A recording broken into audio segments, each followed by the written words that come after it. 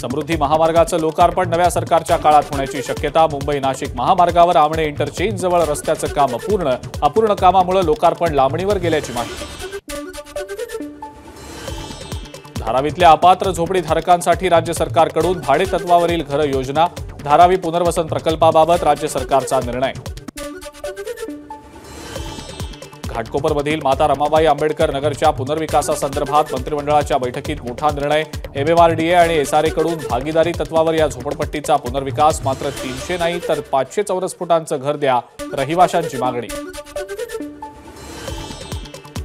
Orange gate ते marine drive भुयारी मार्गाच्या कामाला राज्य सरकार गती देणार। MMRDAला बिनव्याजी दुय्यम कर्ज सहाय्य देण्यास मान्यता। राज्य मंत्रिमंडळ बैठकीत निर्णय।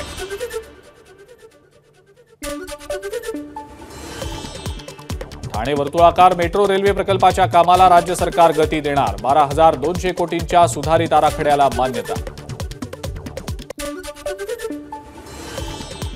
मुंबईतल्या सिद्धिविनायक गणपती मंदिर समितीवरील सदस्यांची संख्या वाढवून आता केली 15। राज्य मंत्रिमंडळाच्या बैठकीमध्ये निर्णय। एसटी प्रवर्गातून धनगरांना आरक्षण देण्याचा GR मागे घेण्याच्या मागणीसाठी नरहरी झिरवळांचं बेमुदत धरणे आंदोलन। आमचा समाज जगावा म्हणून आंदोलन।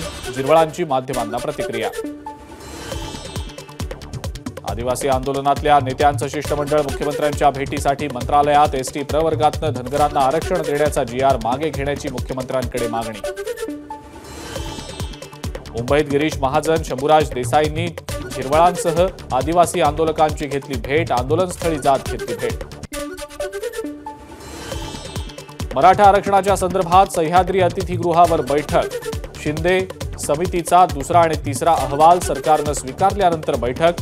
शंभूराज देसाई, चंद्रकांत पाटील आणि इतर महत्त्वाचे सरकारी अधिकारी यांची हजेरी। धारावीतल्या मेहबूब सुबानिया मशिदीतील अनधिकृत बांधकाम ट्रस्टकडनं काढण्यास सुरुवात। याआधी पालिका अनधिकृत मशिदीवर कारवाईसाठी गेली असता झाला होता विरोध। पालघरकडे जात पडताळणी विभागाचा पालघरमध्ये जात पडताळणी विभागाचा भोंगळ कारभार समोर।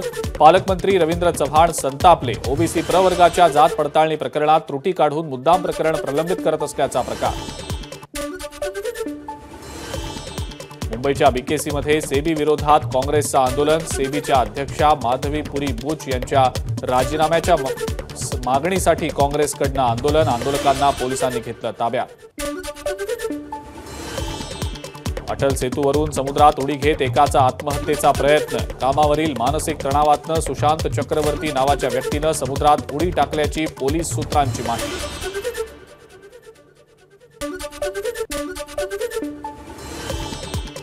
कल्याणमध्ये बनावट तुपाच्या संशयावरून एका महिलेवर कारवाई। 70 किलो तूप जप्त करत महिलेवर कारवाई।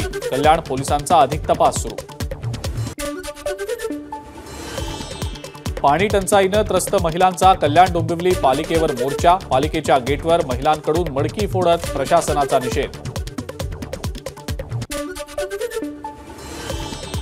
यंदाचा दादासाहेब फाळके पुरस्कार ज्येष्ठ अभिनेते मिथुन चक्रवर्तींना जाहीर। 8 ऑक्टोबरच्या राष्ट्रीय चित्रपट पुरस्कार वितरण सोहळ्यात पुरस्कार प्रदान केला जाणार।